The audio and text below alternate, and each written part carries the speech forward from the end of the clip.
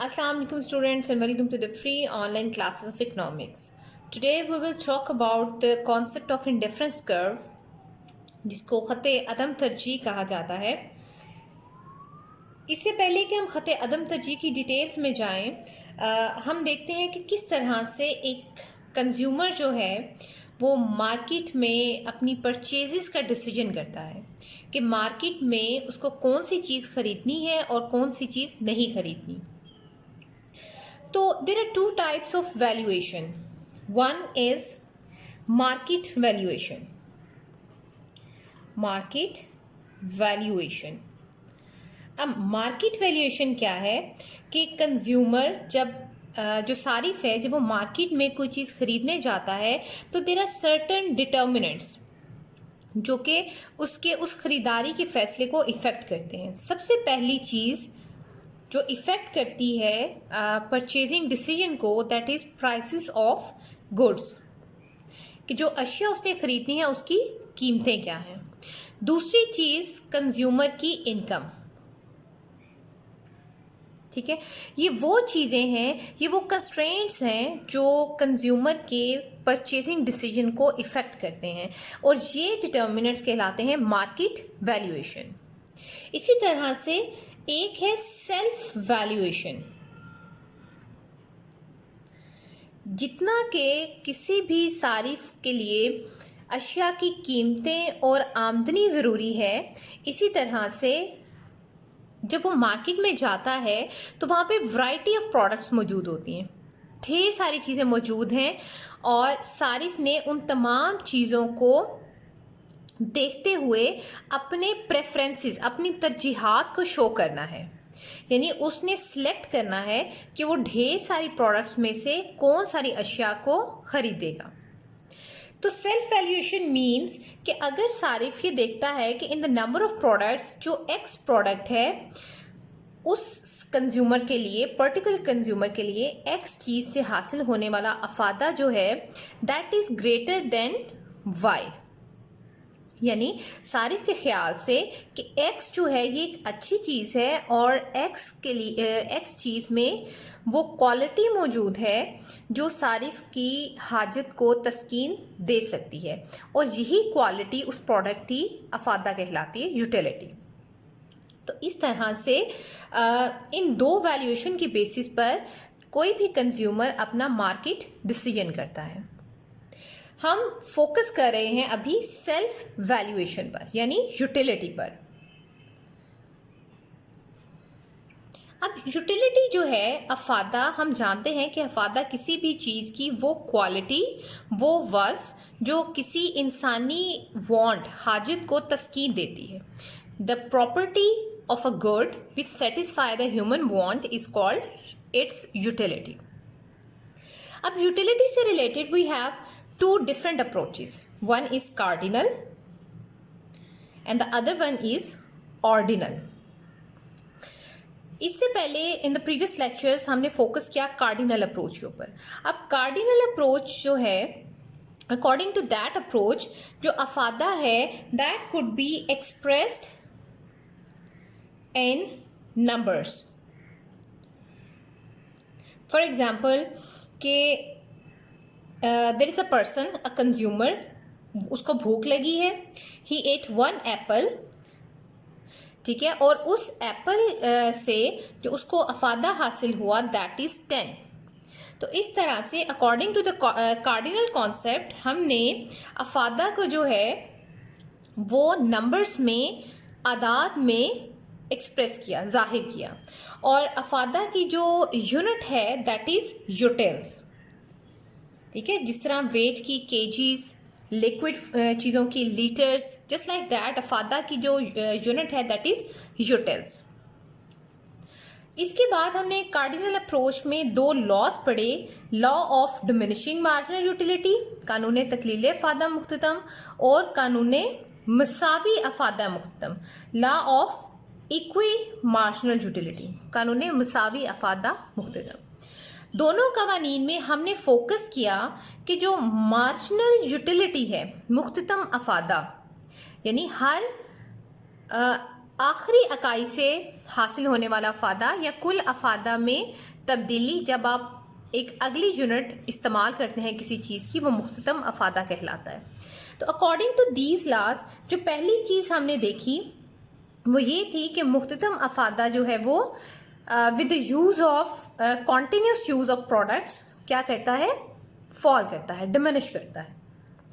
दूसरी चीज़ जो हमने इन लॉस में देखी वो ये थी कि किस तरह से कंज्यूमर जो है वो अपनी यूटिलिटी को ऑप्टिमाइज करता है, यानी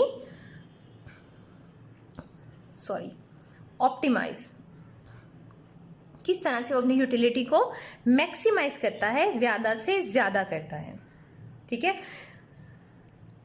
आफ्टर द कार्डिनल अप्रोच, अगर हम ऑर्डिनल अप्रोच को देखें तो प्रोफेसर J.R. हिग्स उन्होंने एक कॉन्सेप्ट प्रेजेंट किया कि जो यूटिलिटी है that couldn't B expressed in numbers, आप इसको नंबर्स में एक्सप्रेस नहीं कर सकते। अब हमने यहाँ पे एग्जांपल ली, देयर इज़ अ कंज्यूमर जो एक सेब खाता है और उससे उसको 10 के बराबर अफादा हासिल होता है। ठीक है। लेकिन इट मे बी पॉसिबल कि जो सेकंड कंज्यूमर है जिसको एप्पल पसंद ही नहीं है, तो उसके लिए तो इसमें कोई यूटिलिटी मौजूद ही नहीं होगी। तो इस तरह से एक ही चीज़ की मुख्तलिफ कंज्यूमर्स के लिए जो यूटिलिटी है वो मुख्तलिफ है। इसी तरह से इसी क्रिटिसिज्म को बेस बनाते हुए कॉन्सेप्ट ऑफ इंडिफरेंस कर्व जो है वो प्रेजेंट किया गया, और अकॉर्डिंग टू दैट कॉन्सेप्ट जो यूटिलिटी है, अफादा जो है ये आदाद में जाहिर नहीं किया जा सकता, बल्कि अफादा को आप रैंक कर सकते हैं। रैंक का मतलब क्या है कि एक चीज़ के इस्तेमाल से ऐसा हो सकता है कि किसी को हायर यूटिलिटी हासिल हो और किसी को लोअर यूटिलिटी हासिल हो। ठीक है। यानी अफादा ज़्यादा भी हो सकता है और कम भी हो सकता है, आप उसको रैंक कर सकते हैं, लेकिन आप ये नहीं कह सकते कि हायर यूटिलिटी 10 के बराबर है और लोअर यूटिलिटी जो है वो 5 के बराबर है। तो ऑर्डिनल कॉन्सेप्ट जो है वो ये कहता है कि अफादा की अददी पैमाइश जो है वो मुमकिन नहीं है। अफादा को सिर्फ आप रैंक कर सकते हैं कि अफादा ज़्यादा हासिल हुआ है या कम अफादा हासिल हुआ है। इसी तरह से सारिफ जो है वो अपनी आमदनी में रहते हुए डिफरेंट कॉम्बिनेशंस ऑफ गुड्स जो है वो ख़रीद सकता है, यानी अपनी आमदनी को वो जो चीज़ें उसने प्रेफर की हैं, जो उसने पसंद की हैं, जिन चीज़ों में सारिफ के ख्याल से ज़्यादा अफादा मौजूद है उसके लिए, उन चीज़ों के मुख्तलिफ जोड़े या मुख्तलिफ कॉम्बिनेशंस जो हैं वो ख़रीद सकता है। अब हम कंसिडर करते हैं that we are living in the two good model, two good world और टू गुड मॉडल। ठीक है।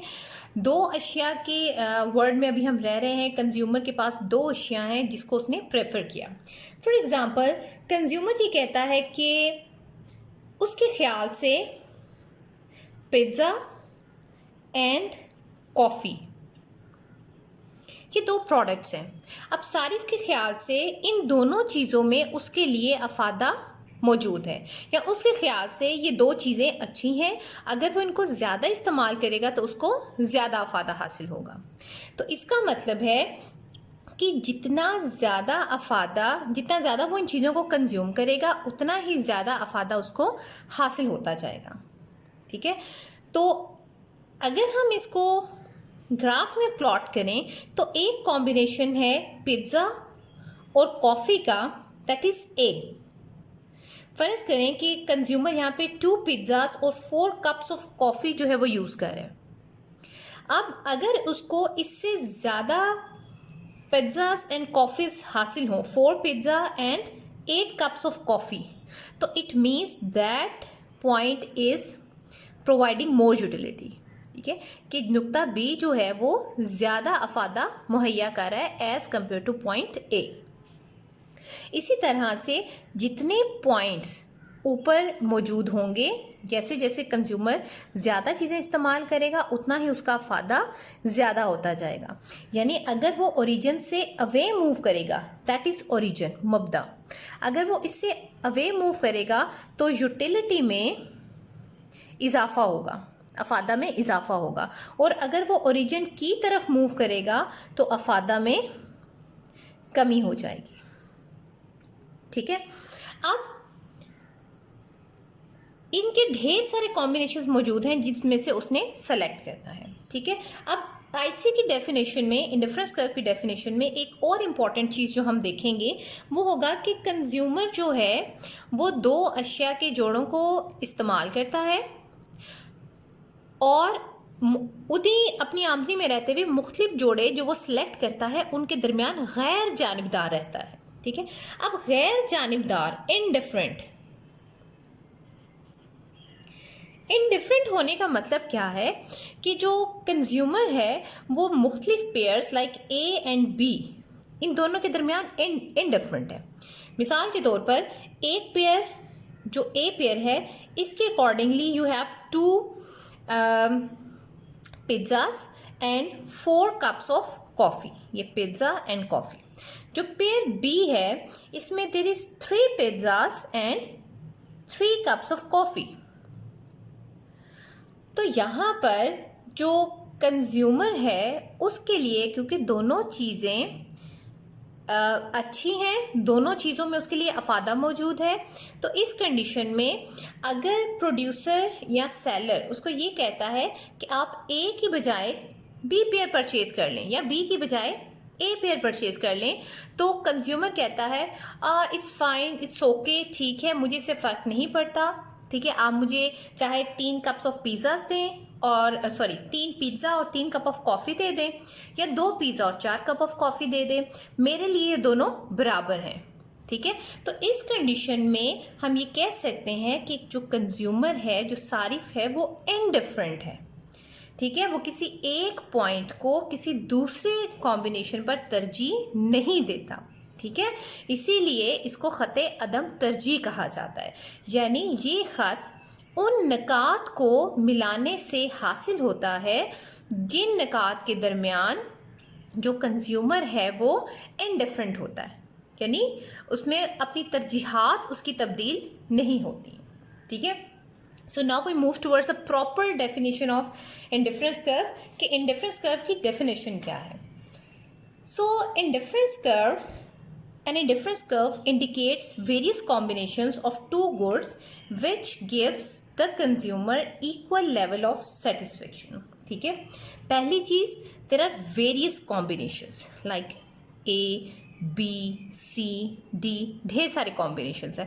A कॉम्बिनेशन X1 Y1 हो सकता है, B कॉम्बिनेशन X5 Y4 हो सकता है, कोई भी कॉम्बिनेशन हो सकता है। ठीक है, ऑफ टू गुड्स। ठीक है, 2 गुड्स यानी एक चीज़ नहीं है, that is 2 good model which gives the consumer equal level of satisfaction, जिसमें कंज्यूमर के लिए जो लेवल ऑफ सेटिस्फेक्शन है वो इक्वल है, चाहे कंज्यूमर ए पेयर यूज़ करे, बी यूज़ करे, सी करे, डी करे, लेवल ऑफ सेटिस्फेक्शन जो है दैट रिमेन कॉन्स्टेंट। ठीक है, और थर्ड चीज़ जो इम्पॉर्टेंट है वो ये है कि consumer remain indifferent between these pairs। ठीक है, कि कंज्यूमर जो है वो इन पेयर्स के दरमियान इनडिफरेंट रहता है, वो एक पेयर को दूसरे पेयर पर तरजीह नहीं देता। अब यहाँ पे जो कंडीशंस हैं वो ये हैं कि जो प्राइसेस हैं दोनों अशिया की, फॉर एग्जांपल एक चीज़ का नाम X है और दूसरी चीज़ का नाम Y है, तो इनकी कीमतें जो हैं दीज आर गिवन। कंज्यूमर को दोनों चीज़ों की कीमतों का पता है, दूसरी तरफ सारिफ को अपनी आमदनी जो है उसका भी पता है। ठीक है, तो ये जो पेयर वो सिलेक्ट करेगा वो अपनी आमदनी में रहते हुए करेगा।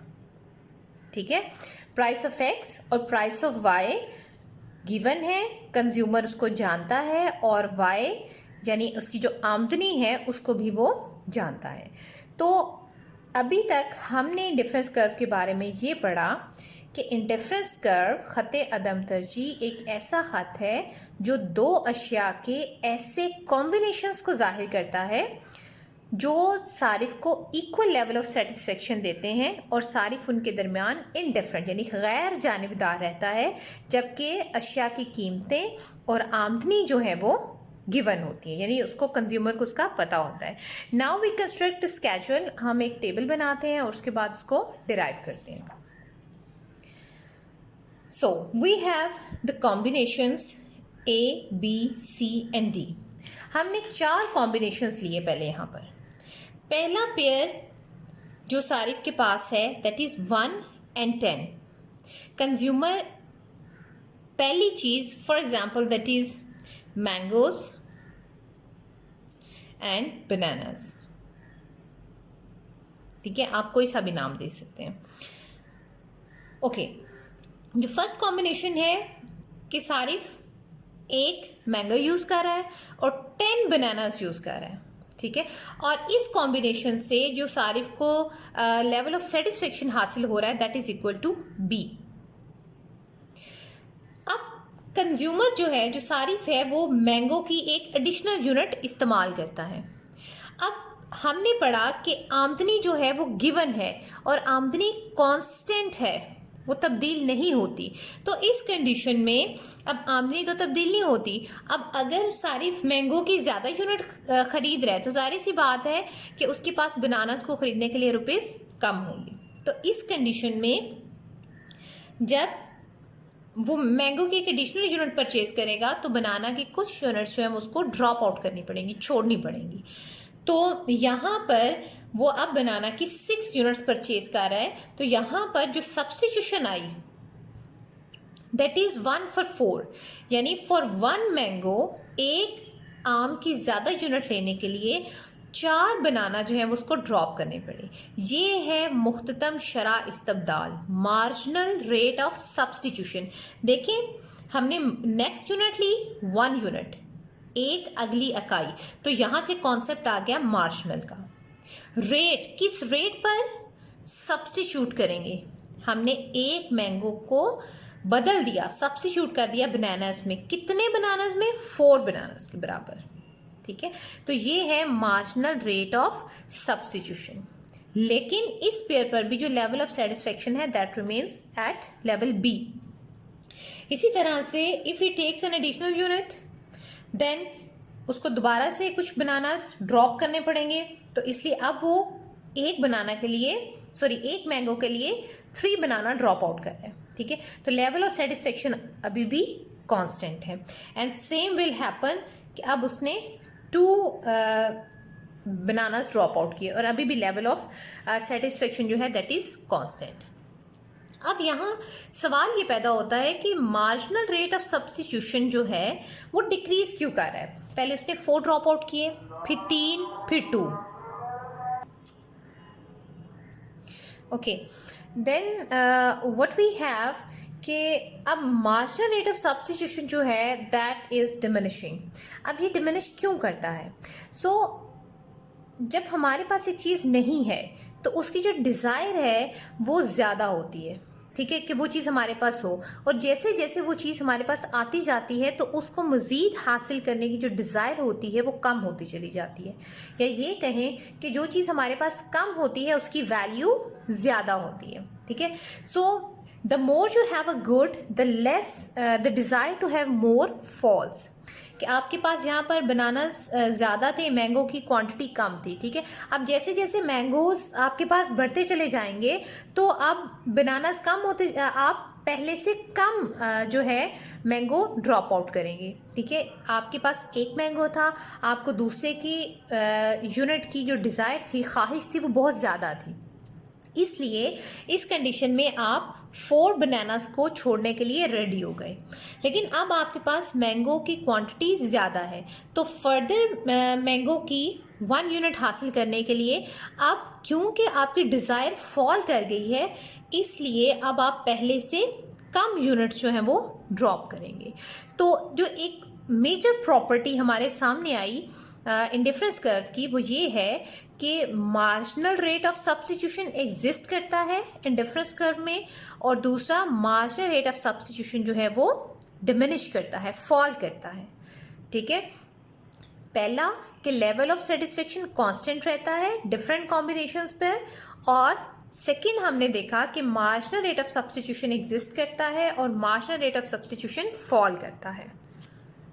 ओके, अब हम ग्राफिकली देखते हैं। जब हमने इसी डाटा को प्लॉट किया तो we get a graph like that. ठीक है, first unit of good one, ठीक है, अब गुड वन हमारे पास है mangoes and second one is bananas. First पे आप देखें कि at point A the level of satisfaction is B. अब इस लेवल ऑफ सेटिस्फेक्शन पर जब हम एक एडिशनल यूनिट लेना चाहते हैं, we want to move from 1 to 2 point, तो इस कंडीशन में आपने इतनी यूनिट्स फ्रॉम 10 to 6 4 यूनिट्स आपने ड्रॉप की और एक एडिशनल यूनिट जो है वो आपने अटेन कर ली मैंगोज की, लेकिन लेवल ऑफ सेटिस्फेक्शन जो है वो यहाँ पर भी कांस्टेंट रहा। जो लेवल ऑफ सेटिस्फेक्शन यहाँ था वही लेवल ऑफ सेटिस्फेक्शन यहाँ पर है। सेम इज द केस जब आप सेकंड से थर्ड पे मूव करेंगे, तो अब जो आपने यूनिट्स ड्रॉप की that is equal to 3। 1 unit gain करने के लिए आपने 3 यूनिट्स जो है वो ड्रॉप कर दी। And same is the case here कि तीसरी से चौथी यूनिट हासिल करने के लिए अब आप पहले से भी कम इकाइयाँ जो है बनानास की वो ड्रॉप करेंगे 2। तो ग्राफिकली भी हमने देखा कि जो मार्जिनल रेट ऑफ सब्स्टिट्यूशन है वो फॉल करता है। ठीक है, अब अगर हम ये देखें कि जो कंज्यूमर है इन तमाम पेयर्स में जो बी पेयर है, बी पेयर सपोज कि वो उसको प्रेफर करता है, बाकी तमाम पॉइंट्स में से वो एक पॉइंट को सिलेक्ट कर लेता है, that is B, that gives equal amount of good 1 and good 2। दोनों चीज़ों की सेम अमाउंट जो है वो शो कर रहा है और इस पॉइंट को कंज्यूमर ने जो है वो सिलेक्ट कर लिया।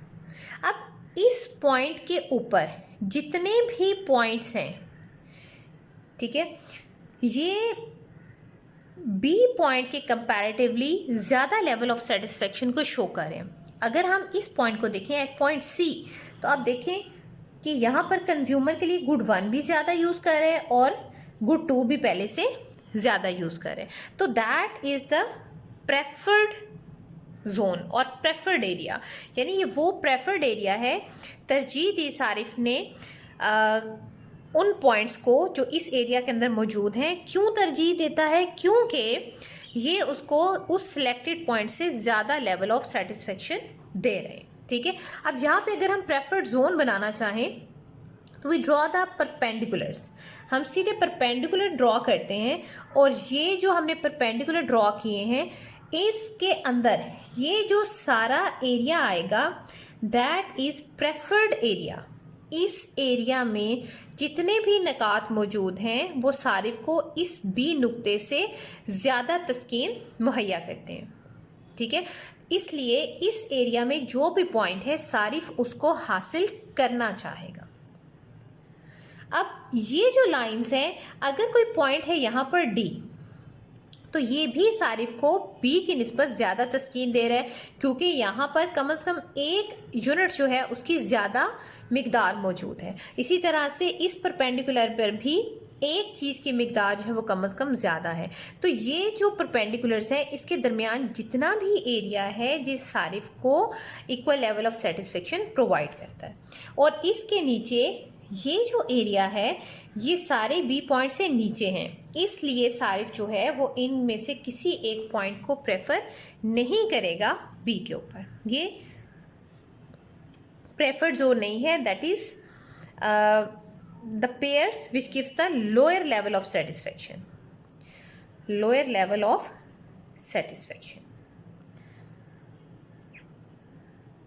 ठीक है, तो आज के लेक्चर में हमने देखा कि व्हाट इज़ इंडिफरेंस कर्व, कि इंडिफरेंस कर्व खत अदम तरजीह क्या है और ये किस तरह से तरजीहात को जाहिर करता है, इसकी डेफिनेशन क्या है, और इसकी प्रॉपर्टीज़ में आता है कि मार्जिनल रेट ऑफ सब्स्टिट्यूशन जो है वो फॉल करता है और सारिफ जो है वो इन तमाम पॉइंट्स पर के दरमियान इंडिफरेंट रहता है। So that's all for today. Next lecture में हम प्रॉपर्टीज़ ऑफ इंडिफरेंस कर्व को डिस्कस करेंगे। Thank you so much.